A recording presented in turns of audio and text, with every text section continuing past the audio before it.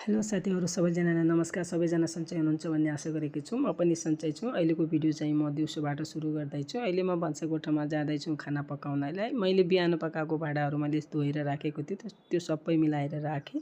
त्यसपछि मैले खाना पकाउन सुरु गरेँ। मैले चामल हालेँ, चामल धोएर मैले चामल पनि ग्यासमा राखेँ।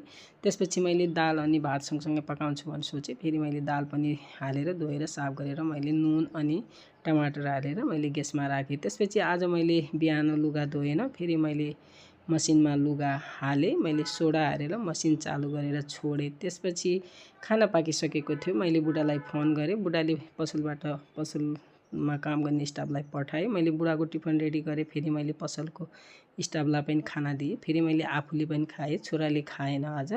त्यसपछि मैले ग्यास पुछेँ, फेरि भाँडा धोएर मैले किचन साफ गरेँ। फेरि टेबल पोछेर मैले टेबल पोछ बिछाएँ। फेरि मैले लुगा निकालेर मैले घाममा हालेँ।